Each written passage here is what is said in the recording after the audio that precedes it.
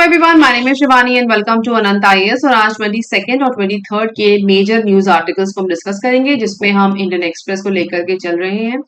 और कल मैंने आप सबके लिए एक वीडियो पब्लिश किया था, जिसमें मैंने जो अभी बैंकिंग क्राइसिस चल रहा है ग्लोबल टर्मोइल के ऊपर, उससे मैंने एक वीडियो बनाया था जहाँ पे एसवीबी बैंक और साथ ही साथ क्रेडिट सूट्स के ऊपर जो इशू था उसके लिहाज से एक अच्छा सा वीडियो बनाया है मैंने, एक्सप्लेनेटरी।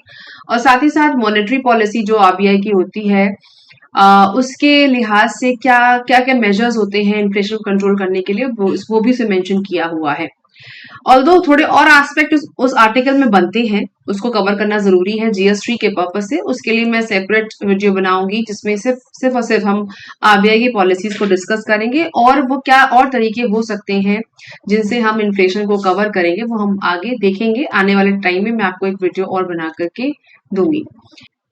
तो पहला आर्टिकल है, India US can work together on emerging tech Pentagon official. So आज के जो आर्टिकल्स हैं वो हम प्री के पर्पज से ज्यादा समझेंगे, सो दैट कि हमारे प्री के पॉइंटर्स कवर होते जाएं और मीन्स के लिए भी हमारा बैकग्राउंड आता जाए।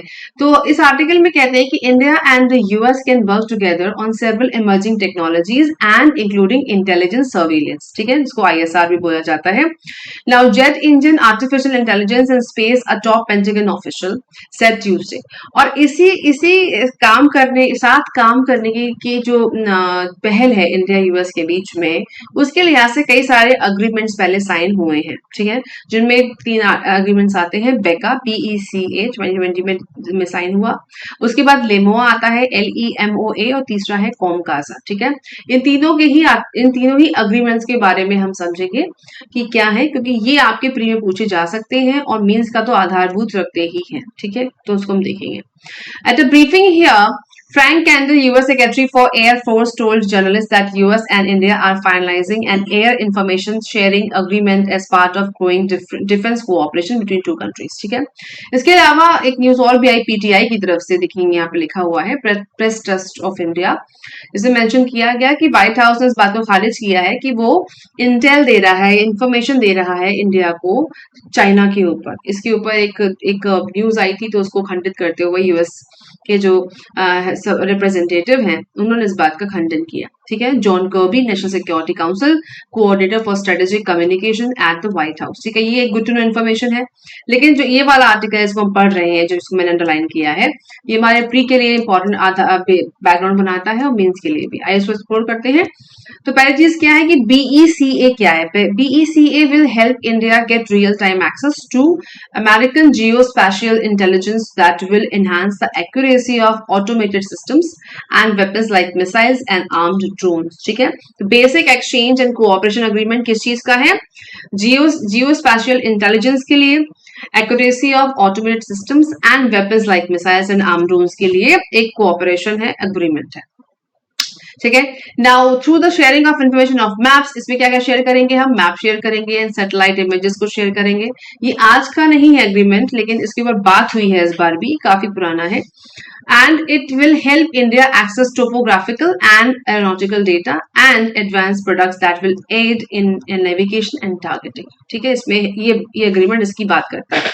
साथ ही साथ this could be key to Air Force cooperation between India and the US, just as your radio cap or the GPS in your smartphone help you zero in on the path to your destination and helps you reach to quickly and efficiently, ठीक है। आपके map, satellite, missiles, drones, इन सब के लिए intelligence देना, intelligence दे सके, देश आपस में शेयर कर सके, उसके लिए एक अग्रीमेंट, इसका नाम है BECA, ठीक है। आपके प्री के लिए इंपॉर्टेंट है। नेक्स्ट है हमारा LEMOA, जो was the first of the 3 pact, जो 3 पैक्ट है ये, LEMOA, BECA और तीसरा मैं दिखाती हूँ कॉमकासा। इन तीनों में से का सबसे पहला अग्रीमेंट यही है, LEMOA, ठीक है। So LEMOA was the first of the 3 pact to be signed in August 2016 में साइन हुए थे, जो उसका पहला अग्रीमेंट है ये। And LEMOA allows the militaries of the US and the India to replenish from each others basis, एक दूसरे के बेसिस को यूज कर सकें, एक दूसरे के लिए हेल्पफुल हो सकें, and access supplies, spare parts and services from each others land facilities, air bases and ports, which can then be reimbursed. तो ये जो पैक्ट है ऑलरेडी साइन हो चुके हैं। ये आर्टिकल कहता है कि अब उन्होंने कहा है कि हम साथ में काम कर सकते हैं इमर्जिंग टेक्नोलॉजीज को लेकर के। और जो मैं आपको समझा रही हूँ वो है अग्रीमेंट जो ऑलरेडी साइन हो चुके हैं और इसको इस आर्टिकल में शेयर किया गया है। तो जब आर्टिकल में आए हैं तो हो सकता है आपसे प्री में पूछे जाएं। ठीक है। उसके बाद LEMOA is extremely useful for India US navy to navy cooperation since the two countries are cooperating closely in the Indo Pacific to put the usefulness of this agreement in simple terms. ठीक है। और आपस में देशों को पास लाना, उनके लिए एक म्यूचुअल ट्रस्ट क्रिएट करने में भी अग्रीमेंट ही हेल्पफुल रहे हैं। तीसरा है हमारा कॉमकैजा वाज साइंड इन 2008। तो जैसे कि इस आर्टिकल में लिखा हुआ है पहले कि जो लेमोआ साइन हुए 2018 में साइन हुआ था और आपका कॉमकैजा साइन हुआ 2018 में, सॉरी 16 में। लेमोआ साइन हुआ 2016 में और कॉमकैजा 2018 में और बेका साइन हुआ 2020 में। तो जो बेका है ये 2020 में साइन हुआ था, फैक्ट है। उसके बाद ये साइन हुआ 2016 में, हमने देख लिया। उसके बाद ये वाला साइन हुआ 2018 में। ठीक है, याद रखिएगा। Now COMCASA was signed and after 2+2 dialogue हुआ इंडिया यूएस के बीच में, उसके बाद एग्जीक्यूट हुआ था। उस समय के जो मिनिस्टर्स उन्होंने देखा the pact allows the US to provide India with its encrypted communication equipment and systems so that Indian and US military commanders and the aircraft and ships of two countries can communicate through secure networks during the time of the both peace and war। ठीक है, तो ये सारे ही जो agreement है बेका, कॉमकैजा, LEMOA, इसका आधार क्या है, बेसिक्स क्या है, क्यों करे जा रहे हैं? To strengthen the mechanism of cooperative between the two militaries must be seen in the context of an increasingly aggressive China which threatens a large number of countries in its neighbourhood and beyond. ठीक है, clear है। और LAC पे जो उसकी जो जद्दोजहद रहती है, कवायद रहती है अंदर बॉर्डर से यहाँ वहां के इलाकों में कब्जा करने की, अपनी मिलिट्री को एक्सपैंड करने के लिए, उसके लिए भी इंडिया इन सब अग्रीमेंट्स की सहायता से यूएस से हेल्प ले सकता है। ठीक है, तो जियो पॉलिटिकल एस्पेक्ट से ये काफी इंपॉर्टेंट है और ये आप याद रखिएगा, हो सकता है कि प्री में पूछे जा सके। नेक्स्ट आर्टिकल है building on Buddhist ties through spiritual offerings. PM साहब जो किसके, जापान के।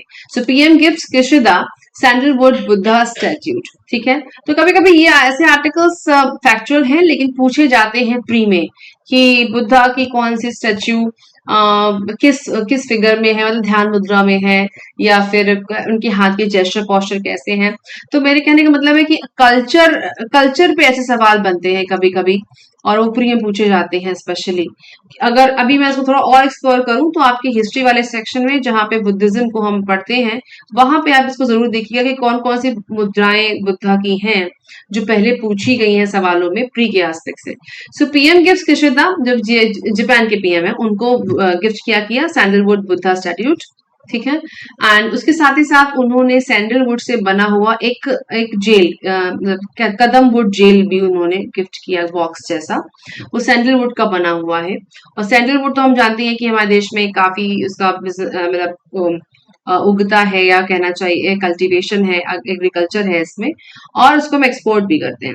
Now the earliest origins of sandalwood carving can be trace, और सबसे पहले सैंडलवुड की कार्विंग्स जिसकी मूर्तियां, लकड़ी की मूर्तियां बनाई जाती हैं, वो शुरू होती है थर्ड सेंचुरी बीसी से। तो ये एक फैक्ट है कि सैंडलवुड का जो कार्विंग है, मतलब लकड़ी पे उसको बनाना, डिजाइन करना और छोटी छोटी ब्लॉक्स या डिजाइनिंग करना, वो थर्ड सेंचुरी बीसी से आता है हमारे पास। ठीक है, थोड़ा उसको और एक्सप्लोर अगर हम करेंगे तो देखेंगे कि हमारे पास कहाँ कहाँ पर कल्टीवेशन है, कहाँ पर पेड़ उगाए जाते हैं। सैंडलवुड का पेड़ होता है काफी बड़ा, तो इसलिए मैं इसको इस वर्ड से यूज करूँ, कल्टीवेशन, उगाया जाता है, उगते हैं। तो मेजोरिटी है हमारे पास कर्नाटका में, तमिलनाडु, पूरा चार्ट आप देखिए, ऐसा नहीं सिर्फ इसी रीजन में है, यहाँ तक है।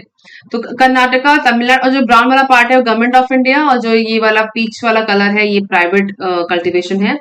तो इसीलिए इसकी तस्करी बहुत ज्यादा होती है, कई सारी इस पे मूवीज भी बन चुकी हैं। और मेजोरिटी कहाँ पे है, कर्नाटका, तमिलनाडु, उसके बाद तेलंगाना में सबसे ज्यादा आप देख रहे हैं, फिर उसके बाद आप देखेंगे आंध्रा है, केरला में भी आप देख सकते हैं। और कंसंट्रेशन इसका असम में भी है थोड़ा सा आप हिमाचल और पंजाब में भी इसको देखेंगे, गुजरात में भी है, एमपी में भी है। ऐसा नहीं सिर्फ इसी इलाके में है, अगर आपको एक आइडिया मिल जाएगा कि और इलाकों में भी है तो एक आइडिया दिमाग में रहना चाहिए। उसके बाद नेक्स्ट न्यूज आर्टिकल कहता है कि रूल 357 के लिहाज से राहुल गांधी साहब ने एक लेटर लिखा स्पीकर ओम बिरला को, क्योंकि बीजेपी ने डिमांड की थी कि उन्होंने जो गलत स्टेटमेंट दिए बाहर की यूनिवर्सिटी में जा करके जब वो गए थे विजिट पे, तो उन्होंने कई कुछ ऐसी चीजें बोली जो देश के खिलाफ थी, और इसलिए बीजेपी ने डिमांड की थी कि उनके अगेंस्ट एक कमेटी बनाई जाए और उनको जो है मतलब राज्यसभा में जो उनका जो एज ए एमपी जो उनकी पोजीशन है उसके ऊपर एक कमेटी बना के जांच हो और उनको क्वेश्चन किया जाए। तो उसके लिहाज से अब रूल 357 को यूज करके उन्होंने एक लेटर मिस्टर ओम बिरला को लिखा है, जो स्पीकर है ओम बिरला, उनको लिखा है। सो एन एमपी, इसका ये रूल 357 है क्या actually? An MP is right to provide a personal explanation in Lok Sabha with permission of the speaker. मतलब एक राइट है एमपी का कि वो पर्सनल एक्सप्लेनेशन दे सकता है लोकसभा में परमिशन लेने के बाद स्पीकर की। ठीक है, तो Congress MP Rahul Gandhi has written to the speaker involving 357 of the rule of procedure and conduct of business in Lok Sabha. और ये जो नियम है ये पहले भी यूज हो चुका है, जहां पे कुछ सवाल के जवाब दिए थे उस समय के जो यूनियन मिनिस्टर थे रविशंकर प्रसाद साहब ने दिए थे 357 का यूज करके। तो वो इस घटना के ऊपर जो क्वेश्चनिंग हो रही है, जहां पे उनके ऊपर ये इल्जाम है कि उन्होंने डिफेमेटरी स्टेटमेंट्स को यूज किया, उसको सही या फिर उसको जस्टिफाई करने के लिए रूल 357 को का यूज करके वो कुछ लोकसभा में कहने के लिए परमिशन मांगी उन्होंने स्पीकर साहब से। तो ये शायद मेरे समझ से प्रीमियम में यूज हो सकता है, पूछा जा सकता है ये। राइट, नेक्स्ट है कि आईपीसीसी की एक रिपोर्ट आई थी, हमने इस रिपोर्ट पढ़ी भी थोड़ी उस दिन। उसमें कहा गया था कि जो हमारा ग्लोबल वार्मिंग का लेवल है वो प्री इंडस्ट्रियल एरा के नंबर से ऊपर जा रहा है। ठीक है, जो कितना है presently, the IPCC synthesis report said that warming is now 1.1 degree Celsius above pre industrial level. Some of the recent research identified 1.5 degree Celsius as a climate tipping point. उनका 1.1 तक आ गए हैं, 1.5 टिपिंग पॉइंट होगा। इस article में ये कहा जा रहा है नटशेल में कि सबसे ज्यादा दिक्कत भारत को किस लेवल से हो सकती है। भाई देखिए, ये जो समस्या है वो पूरे विश्व के लिए है, लेकिन जब भी कोई ऐसा आर्टिकल क्लाइमेट चेंज का आता है तो हमें जो एस्पेक्ट है वो इंडिया के लिहाज से देखना है कि इंडिया का क्या इसमें पर्सपेक्टिव है या हमें वो कहां तक इफेक्ट करेगा। तो कह रहे हैं कि an important aspect of IPCC synthesis report is the impact of climate change and fresh water ecosystem. India, which has swashes subject to water stress, needs to pay particular attention. This week has the parliamentary committee report on groundwater table in Lok Sabha। मतलब ground water को लेकर के हम इस report को पढ़ रहे हैं कि आईपीसीसी का जो प्रभाव है हमारे ग्राउंड वाटर के लेवल के लिए कहां तक नुकसानदायक है, उसके लिहाज से आर्टिकल लिखा गया है। इसमें वो कहते हैं कि जो कमेटी बनाई गई लोकसभा की ग्राउंड वाटर के लिए, उसमें एक एक्सेलेंट डेटा दिया गया। वो क्या है कि ground water meet 67% of irrigation needs. मतलब जो ग्राउंड वाटर है वो 67% इरिगेशन के लिए यूज होता है and is the source of 80% of the drinking water. 80% पीने का पानी उससे मिलता है। About 89% of the annual ground water attraction of 218 billion cubic metres is for irrigation. मतलब सबसे ज्यादा पीने का पानी और इरिगेशन हमें ग्राउंड वाटर से मिलता है। Therefore, a more rational use of irrigation will go a long way in conservative groundwater resources। तो जब ग्लोबल वार्मिंग बढ़ रही है तो पानी का जो लेवल है वो बढ़ेगा तो नहीं, नीचे आएगा। तो उस लिहाज से स्टेट्स को कि ये जो मुद्दा है वो स्टेट का है, वाटर जो सब्जेक्ट है, वाटर है वो स्टेट का सब्जेक्ट है। लेकिन गवर्नमेंट जो क्रॉप प्रोक्योरमेंट के लिए जो पॉलिसीज बनाती है, साथ ही साथ इलेक्ट्रिसिटी के लिए सब्सिडी देती है, तो ये जिम्मेदारी है सरकार की कि वो दो क्रॉप पैटर्न्स को ध्यान में रखते हुए जो इरिगेशन होता है, शुगर केन का इरिगेशन है और भी काफी सारी फसलें हैं, उनके ऊपर पानी के इरिगेशन की सप्लाई को ध्यान दें। अगर वो ध्यान नहीं देते हैं तो वो इलाके जहां पे पानी का कंजर्वेशन या पानी कंजर्वेशन नहीं है या पानी के लेवल नीचे जा रहा है, दिन ब दिन और खराब होगा। उससे क्या है, हमारा जो फूड सिक्योरिटी का जो एजेंडा है वो भी खराब होगा। ऑब्वियसली जब पानी नहीं होगा सिंचाई नहीं कर रहे, क्योंकि कह रही हैं वो कि 67% जो है वो सिंचाई में यूज होता है ग्राउंड वाटर। जब उसका लेवल नीचे आ जाएगा तो जो आपका एग्रो क्लाइमेट जोन है उसके जुड़ी हुई जो फसलें हैं उनको नुकसान होगा। बड़ा पॉइंट यूज कर रहे हैं। तो आईपीसीसी का अगर पूछा जाता है मेंस में आपसे कि इस रिपोर्ट का नुकसान भारत को कैसे है, तो आप इस एंगल को यूज कर सकते हैं मेंस के एस्पेक्ट से, GS1 में जो मुझे और GS2 में भी यूज कर सकते हैं। ठीक है, नाउ तो अब टाइमलाइन देख लेते हैं कि जो बात हो रही है कि प्री इंडस्ट्रियल एरा के जो नंबर से हम आगे बढ़ रहे हैं उसको थोड़ा और देखेंगे। आईपीसीसी की वेबसाइट से मैंने स्क्रीनशॉट निकाला है। वो कह रहा है कि अभी तक की जो टाइमलाइन है 1.5 डिग्री सेल्सियस की, वो उसमें अभी तक के माइलस्टोन्स क्या क्या आए, वो क्या है कि आईपीसीसी बना 1988 में, उसके बाद यूएनएफसीसी बना कन्वेंशन जो है 1992 में बना, उसके बाद क्योटो प्रोटोकॉल जो world's first green house emission reduction treaty हुई थी वो 1997 में हुई थी। मतलब 97 तक ये मेजर मेजर आईपीसीसी बन चुका है, यूएनएफसीसी का कन्वेंशन बन चुका है और साथ ही साथ क्योटो प्रोटोकॉल हो चुका है। ठीक है, और इसका जो मेजर चीजें क्या क्या है, global average temperature should not exceed 2 degree का जो टेम्परेचर है उससे बढ़ाने का ना बढ़ाने का को अडॉप्ट किया गया, ट्रीटी करी गई। And above pre industrial level 96, ठीक है, 96 के का जो कि प्री इंडस्ट्रियल लेवल है उस तक रखने की बात हुई। उसके बाद 2009 में कोपेनहेगन अकॉर्ड बनता है, 2010 में कैनकुन अग्रीमेंट बनता है, उसके बाद 2015 में पेरिस अग्रीमेंट होता है, उसके बाद 2016 में भी scoping meeting of draft outline बनाने की बात होती है, 18 में अप्रूवल मिल जाता है। तो इसमें क्या कहा जा रहा है कि strengthening the long term global goal, 2 degree का ग्लोबल गोल रखा गया on the basis of the best available scientific knowledge, और टेम्परेचर जो बढ़ रहा है उसका एवरेज रखा गया कि 1.5 इज द मैक्सिमम थ्रेशोल्ड। मतलब 1.5 डिग्री सेल्सियस तक का जो लेवल है अगर हम अचीव करते हैं तो वो बिल्कुल टॉप पे आ जाएगा।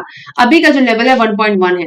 तो इसी को एक्सप्लोर करते हुए जब आईपीसीसी की वेबसाइट पे मैं गई तो मुझे फैक्चुअल डेटा मिला जो आपके लिए हेल्पफुल हो सकता है क्लाइमेट वाले सेक्शन में, कि हम why are we talking about 1.5 degree Celsius. अगर सवाल पूछा जाता है कि हम 1.5 की ही बात क्यों कर रहे हैं, तो समरी कहती है कि climate change represent an urgent potentially irreversible threat to human societies and the planet. In recognition of this overwhelming majority of countries around the world adopted the Paris Agreement in 2015. ठीक है, the central aim of this include pursuing efforts to limit global temperature rise to 1.5 degree Celsius. ठीक है, क्योंकि as per the available scientific knowledge 1.5 degree अगर पृथ्वी का level पहुंच जाता है वार्मिंग में तो काफी दिक्कतें पेश आएंगी। जो बड़े बड़े जो बर्फ के पहाड़ हैं, जो अंटार्कटिका में जो बर्फ का जो एक्सपोजर है वो बर्फ पिघलेगी और पानी का लेवल जो सी लेवल्स ऊपर चले जाएंगे। इसीलिए सी लेवल जो सी राइज हो रहा है, सी लेवल का जो राइज हो रहा है उसकी बात भी होती है, राइट। अंटार्कटिका की बात इसलिए करी जाती है क्योंकि वहां से ही काफी चीजें इस बात, चाहे अगर आप ओजोन लेयर की बात करें, चाहे आप पूरा जो सी लेवल का जो टेम्परेचर और सी लेवल बढ़ने की घटना है उसकी बात करें तो काफी रिसर्चेस अंटार्कटिका में ही हुए हैं। इसलिए जब भी अंटार्कटिका की बात होती है तो वहां पे जो बर्फ है उसके पिघलने की बात होती है, क्योंकि अगर ऐसा हुआ तो उसका इम्पैक्ट पूरे विश्व में आएगा। Now at the 21st conference of parties to COP21 in December 25, 195 nations adopted for Paris Agreement। ठीक है, तो ये कहने की मतलब बात है कि 1.5 degree Celsius above pre industrial era levels को ही मेंटेन करने की बात अभी तक के सारे मैक्सिमम कन्वेंशंस में हुई है। आपके लिए इंपॉर्टेंट ये है कि आप इन सारी टाइमलाइंस में जो मेजर अग्रीमेंट्स हैं उनकी बेसिक्स याद रखिए, क्योंकि प्री में पूछे गए हैं और मेंस पे इसके आधार पे भी कई सवाल बने हैं। ठीक है, Now with the adoption of Paris Agreement, UNFCCC invited IPCC। तो करता क्या है कि UNFCCC जो कन्वेंशन है IPCC को इनवाइट करता है अपनी स्पेशल रिपोर्ट्स को पब्लिश करने के लिए। जैसे अभी एक रिपोर्ट आई है तो वो हमेशा time to time report release करते रहते हैं, ये देखने के लिए कि हमने जो हमने सस्टेनेबल डेवलपमेंट की बात कर रखी है, जो कस्मे वायदे खा रखे हैं क्लाइमेट चेंज के और इरेडिकेट पॉवर्टी, इन सारी चीजों में हम कितने खरे उतर रहे हैं, इसकी स्पेशल रिपोर्ट पब्लिश करते रहते हैं और लोगों को, देशों को बताते रहते हैं कि हम कहाँ पहुंचे हैं और कहाँ खड़े हैं। तो कहते हैं द रिपोर्ट कहती है the risk posed by global warming of 1.5 degree Celsius are greater than for present day conditions but lower at 2 degree Celsius। क्योंकि ये देख रहे हैं आप कि 2 डिग्री सेल्सियस की जो है ये मैक्सिमम नंबर पक्का किया गया कि 2 डिग्री ही तक जाएंगे तो ज्यादा खतरा तो है, ऑब्वियसली वार्मिंग बढ़ रही है, लेकिन इससे ज्यादा नहीं जाना चाहिए। ठीक है, उसके बाद how close are we to 1.5 degree Celsius जो प्री इंडस्ट्रियल एरा है। तो अच्छा, प्री इंडस्ट्रियल एरा क्या चीज है कि in principle pre industrial level could refer to any period of time before the start of industrial revolution. मतलब industrial revolution के पहले का जो समय था उस समय पृथ्वी का तापमान इतना नहीं था। ठीक है, इसलिए इसको वो बार बार इंडस्ट्रियल लेवल की या प्री इंडस्ट्रियल लेवल की बात की जाती है। ये समरी कहती है कि human induce warming has already reach about 1 degree तो ऑलरेडी कर लिया है। above pre-industrial level. At the time of writing of the special report, by the decade 2006 or 2015, human activity had warmed the world by 0.87. इतना और बढ़ जाएगा तो report लिखी जाएगी, उन्होंने कहा, जो रिपोर्ट लिख रहे हैं। और हम जो प्रेजेंट वार्मिंग का जो सिचुएशन में है वो 1.5 डिग्री के लमसम हम पहुंच ही चुके होंगे 2040 तक। तो हम अभी समवेयर वी आर कहाँ पे हैं, हम 1 से लेकर के 1.5 के बीच में कहीं है, क्योंकि अभी हम 2023 में चल रहे हैं, राइट। और ये जो डेटा है 1.5 का 2040 तक के लिए बोला गया है। नाउ इस पिक्चर से आप देख सकते हैं कि हम कितना क्लोज हैं। अगर आप देखें कि अगर इस लाइन को मैं ड्रॉ करूं यहां से, तो ये आपको कहीं समवेयर अराउंड 1 की लमसम दिखती है, मतलब जो प्री इंडस्ट्री की बात कर रही हूँ। बट जो लेवल बढ़ना चालू हुआ है 2017 से बढ़ना चालू हुआ है, जहां पे 1 तक तो हम पहुंच ही गए थे, ठीक है। और इसके बाद बराबर से वो बढ़ रहा है, आप देखिए ऊपर राइज कर रहा है। ये पिक्चर मुझे उनकी वेबसाइट से मिली है। ना human induced warming reached approximately 1.1 degree, sorry not 1 point, it's 1 degree Celsius above pre industrial levels in 2017। तो ये कहना चाह रहे हैं कि 2017 में 17 तक हम जो लेवल था उससे 1 डिग्री आ चुके थे। मतलब 2017 वो थ्रेशोल्ड ईयर था जो जहां पे ये हिट हो गया कि हम ऑलरेडी 1 तक आ चुके हैं। इससे कम होता तो ठीक था, लेकिन आप देखिए जैसे साल दर साल बढ़ते गए, अगर हम देखें तो 2017 पर वो साल था जहां पे हमने 1 डिग्री हिट कर लिया था, ठीक है। Climate uncertainty for 1.5 degree Celsius pathway, ये दिखा रहे। Now next news है rebasing CPI necessary for better inflation targeting RBI paper. तो RBI ने कहा है कि CPI कंज्यूमर प्राइस इंडेक्स को ठीक करने के लिए वो बेटर इन्फ्लेशन टारगेटिंग करेंगे। मतलब कि इन्फ्लेशन को कैलकुलेट करने के मेथड्स को इम्प्रूव करना चाहिए, ऐसा उन्होंने अपनी रिपोर्ट में कहा RBI ने। इसमें इन्होंने खास बात जोड़ी कि कंज्यूमर एक्सपेंडिचर सर्वे कराएंगे, जिससे जो CPI के कैलकुलेशन का तरीका है उसमें सुधार हो सके। क्योंकि ऐसे बहुत सारे एक्सपर्ट कहते हैं कि CPI का कैलकुलेशन उतना बढ़िया नहीं है जितना होना चाहिए, ये आपको सही नंबर नहीं देता है, और इस वजह से कहीं ना कहीं ये इम्पैक्ट डालता है डेटा के ऊपर। तो RBI ने भी इस बात को बोला। उन्होंने कहा the government needs to expedite its work on a revised consumer price index which may help the RBI manage inflation expectation better as the published indices are divergence with the market prices। मतलब जो market prices हैं और data के हिसाब बीच में divergence है, इसलिए वो CES को करेंगे। और ये मुझे लगता है कि प्री में पूछा जा सकता है कि CES क्या चीज है। जब RBI की वेबसाइट में मैं गई तो मैंने देखा कि देखिए आप RBI.org से मैंने लिया है कि ये भी उनकी वेबसाइट में पब्लिश हुआ है कि वो CES को कंडक्ट करेंगे। द करंट CPI बेस है वो है 2012 का साल चल रहा है। Is derived from the consumer expenditure survey conducting 11-12। मतलब जो कंज्यूमर एक्सपेंडिचर सर्वे 2011-12 में हुआ था उसमें बेस ईयर 12 को लिया गया था, उसके हिसाब से नंबर अभी चल रहा है। और क्योंकि CPI के नंबर में कोई फर्क नहीं आ रहा है और WPI का इंडेक्स बढ़ता जा रहा है, तो एक्सपर्ट ऐसा सोच रहे हैं कि शायद जो डेटा जो बेस ईयर 2012 ले रहे हैं वो कहीं ना कहीं कुछ गड़बड़ डेटा दे रहा है, शायद इस वजह से उसको चेंज करना चाह रहे हैं। The present method of consumer price index compilation involves an aggregation of indices across state UT and sectors to arrive the all India overall index.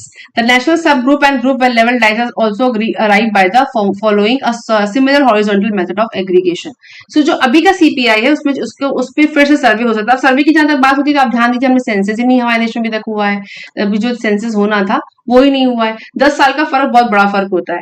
तो जब आप पर बेस ईयर 2012 है और अभी हम 2023 में चल रहे हैं, तो आपको लगता नहीं कि 10,000 का जो 10 ईयर का जो वेरिएशन है कंज्यूमर सर्वे का, उससे डेटा इंपैक्ट होता होगा? हाँ बिल्कुल हो सकता है, कोई बड़ी बात नहीं है। तो अगर इसमें RBI से सोच रहा है तो कोई गलत चीज नहीं है, ऐसा पॉसिबल है। उसके बाद जब इसको और एक्सप्लोर करेंगे तो एक्चुअली ये है क्या चीज, कंज्यूमर एक्सपेंडिचर सर्वे क्या है। अगर आप इसके शब्दों पे जाएं तो आप देखिए कंज्यूमर का मतलब जो हम सब है, एक्सपेंडिचर का मतलब जो खर्च किया जाता है, सर्वे मतलब पता करना कि आप कितना खर्च कर रहे हैं दिन में, महीने में, साल में, ठीक है ना। What is it usually carried out every 5 year, हर 5 साल में ये होता है। The survey helps assess poverty levels and consumption patterns across the country and rebase GDP calculation. मतलब GDP के कैलकुलेशन ध्यान में दिया जाता है है, कंजम्पशन के पैटर्न्स को देखा जाता है और इस लिहाज से ये चीजें ट्राई की जाती हैं। तो अब दिक्कत क्या है, what is the big deal? Big deal ये है the last survey whose findings were made public at 11-12 में उनकी फाइंडिंग्स को रखा गया था जनता के आगे। और व्हाई दिस लॉन्ग पॉज क्यों है अभी तक? A survey was conducted in 17-18 too, but its results were not released owing to quality concerns. It reportedly reflected the first drop in monthly per capita household spending 970 to 70। तो कुछ numbers में दिक्कत थी last time जो 17-18 में जो census जो सर्वे हुआ था उसमें कुछ दिक्कत हुई थी एक्सपेंडिचर सर्वे में, मतलब क्वालिटी नहीं थी उतनी बढ़िया सरकार के हिसाब से। तो इसीलिए वो कह रहे हैं कि सरकार को चाहिए कि वो अब फिर से सीईएस को कंडक्ट करवाएं ताकि करेक्ट नंबर्स पता चलें और जो ये मेस चल रहा है नंबर्स का वो करेक्ट हो सके। ठीक है, ये तो एक न्यूज थी इकोनॉमिक्स के पर्पज से। नाउ नेक्स्ट आर्टिकल जो है ये आज का नहीं है, ईटी का आर्टिकल है, पर मैं आपको दिखाना क्या चाह रही हूँ कि मैंने आपको कल की वीडियो में बोला था कि वो और कौन से तरीके हो सकते हैं जहां जिनको यूज करके इन्फ्लेशन को कंट्रोल किया जा सकता है, क्योंकि यही बात बार बार आ रही है कि अभी जो घटना घटी उसमें कहा गया कि यूएस फेड ने इंटरेस्ट रेट्स को बढ़ाया इसलिए एसवीबी कोलैप्स किया था। ठीक है, अब ये घटना तो आरबीआई के साथ भी हो सकती है ना, मतलब ना हो आई विश, पर ये हर सेंट्रल बैंक के लिए अप्लाई होता है क्योंकि हर कोई इन्फ्लेशन से लड़ने के लिए क्या करता है, इंटरेस्ट रेट्स को बढ़ा देता है। ठीक है, तो इंटरेस्ट रेट्स बढ़ेंगे तो इन्फ्लेशन कंट्रोल होगा, ये मॉनेटरी पॉलिसी कहती है आरबीआई की। लेकिन क्या सिर्फ एक यही तरीका है इन्फ्लेशन लड़ने का मॉनेटरी पॉलिसीज में कि हम डीमोनेटाइज करें, करेंसीज को हटा सकते हैं? जो मेन तीन का जो मुख्य की पॉलिसीज होती हैं मॉनेटरी पॉलिसी, पहला होता है इंटरेस्ट रेट्स को कंट्रोल करना, दूसरा होता है डीमोनेटाइज करना और न्यू करेंसीज को लाना। ये तीन मेजर पॉलिसी हैं। और चौथा आप लिख सकते हो ओएमओ, ओपन मार्केट ऑपरेशन, जहां पे बॉन्ड्स को इशू करना, सिक्योरिटीज को मार्केट में लाना भी होता है। ठीक है, नाउ ये आर्टिकल ये बताता है कि सरकार RBI should be targeting GDP deflator not consumer prices.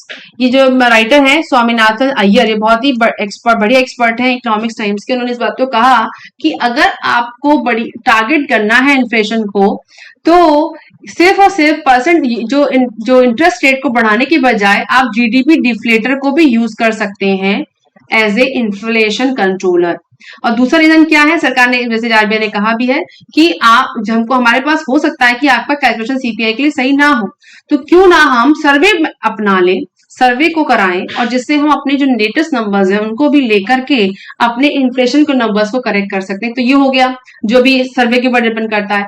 दूसरा जो उन्होंने बोला, जी ये राइट एक्सपर्ट कहते हैं कि हम जीडीपी डिफ्लेटर को यूज कर सकते हैं। अच्छा, अब ये क्या चीज है, ये पूछा भी गया है, प्री में पूछा गया है, तो आपको पता होना चाहिए कि जीडीपी डिफ्लेटर क्या है। स्क्रीनशॉट मुझे एक बच्चे का मिला है, मैं शेयर करती हूँ कि रियल जीडीपी क्या है। अच्छा सॉरी, इसके पहले जीडीपी डिफ्लेटर का फॉर्मूला क्या होता है और मतलब क्या है।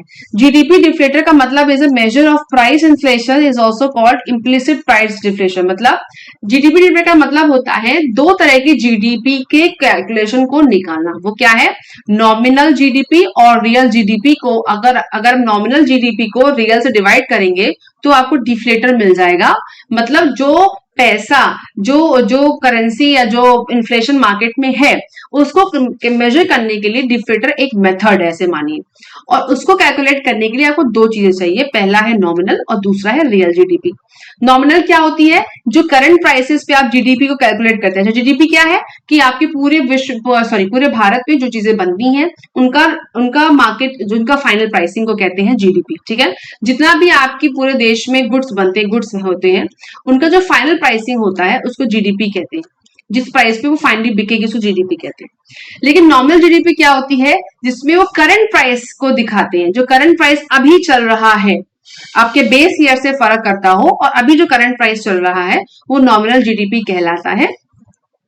और रियल जीडीपी क्या होता है, is often refer to as a constant price GDP और इन्फ्लेशन कनेक्टेड जीडीपी। मतलब जिसमें इन्फ्लेशन भी जुड़ा हुआ होता है वो आपका रियल जीडीपी है। तो नॉमिनल कहना चाहिए करंट प्राइसिंग है, इसमें इन्फ्लेशन नहीं होता है, और रियल जीडीपी में इन्फ्लेशन भी जुड़ा हुआ होता है और आपके इन्फ्लेशन के नंबर्स को करेक्ट करता रहता है। ठीक है, जीडीपी का डेफिनेशन आपको पता होनी चाहिए, मैंने यहाँ शेयर नहीं करी है, लेकिन सीधे सीधे मतलब ये है कि अगर आपको अपनी रियल जीडीपी पता है, इन्फ्लेशन जुड़ी हुई वो, और आपकी करंट प्राइसेस जो भी चल रहे हैं in comparison to base year, जैसे बेस ईयर सीपीआई का 2012 है, ठीक है, इसका प्राइस और 2023 का प्राइस, मैं आपको एग्जांपल दे रही हूँ, इनके कंपैरिजन को कहेंगे नॉमिनल जीडीपी। और रियल जीडीपी का मतलब क्या है, जहां पे 2023 का इन्फ्लेशन का नंबर्स भी जुड़े, सॉरी मतलब हाँ, इन्फ्लेशन भी जुड़ा हुआ हो और साथ ही साथ आपके कांस्टेंट प्राइस जो चेंज हो रहे हैं वो भी जुड़े हुए हो, उन्हें कहेंगे रियल जीडीपी।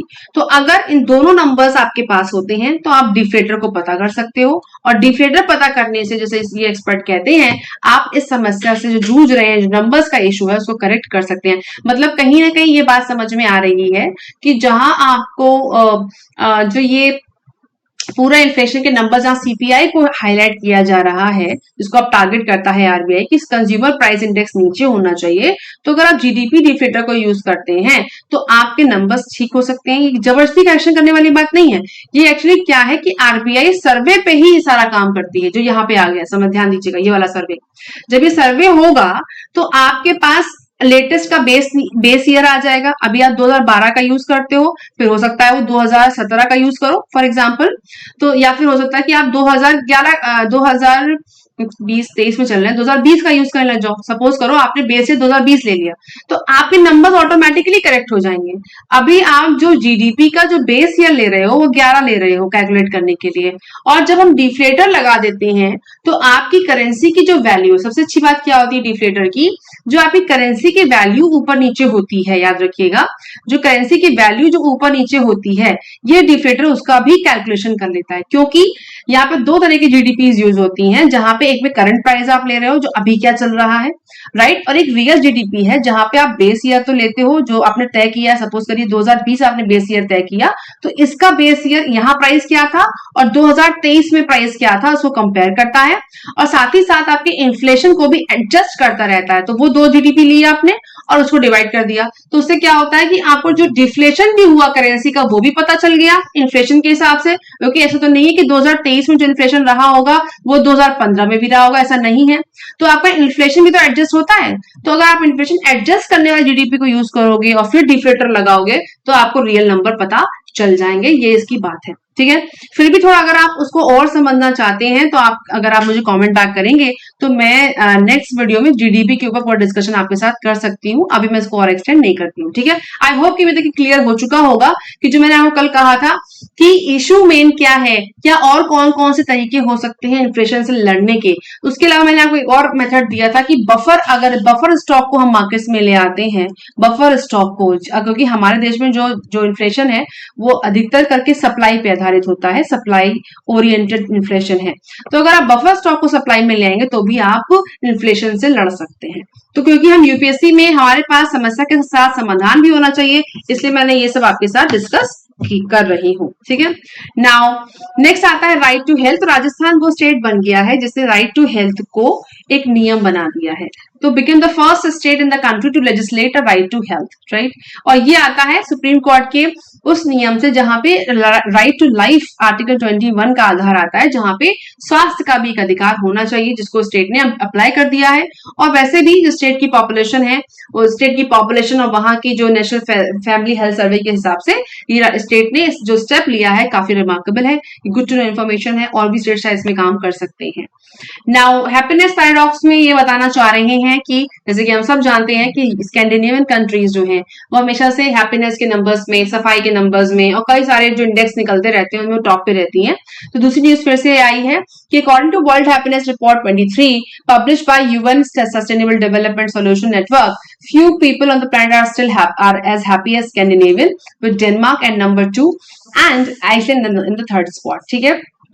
तो Finland is for the 6th year in a row, तो इन्होंने जो फिनलैंड जो है वो टॉप पे है, उसके बाद आपके स्कैंडिनेवियन कंट्रीज डेनमार्क और आपका आइसलैंड भी है। तो ये रैंकिंग आई है जिसमें जो स्कैंडिनेवियन कंट्रीज जो है टॉप पे है। भारत का जो नंबर है वो 125वां है, 136 में बहुत नीचे हैं हम, जहाँ पे लोग शायद खुश नहीं है, और इसके कई नंबर्स भी वो फॉलो करते हैं। इसमें क्या मेजर्स लेते हैं? The paradox has of late become the focal point of the criticism directed at studies of happiness with people from around the world, including Finns themselves, pointing out that the measures used often don't account for such things as loneliness in highly developed societies. In fact, that material well-being does not preclude conditions like clinical depression.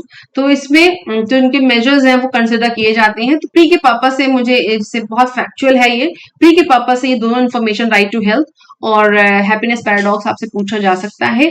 और mains में भी अगर आप देखें right to health वाला जो article है, right to life वाला, ये भी आपके GS2 के पर्पस से इंपॉर्टेंट है और ये वाला फैक्चुअल इंपॉर्टेंट है। ठीक है, तो ये था हमारा आज का न्यूज एनालिसिस। आई होप ये आपके लिए इन्फॉर्मेटिव और इम्पोर्टेंट रहा होगा, और अगर नहीं है तो भी आप मुझे कमेंट बैक कर सकते हैं। कुछ और चीजें जो आप एड ऑन कराना चाहते हैं इस डिस्कशन में वो भी आप लिख सकते हैं।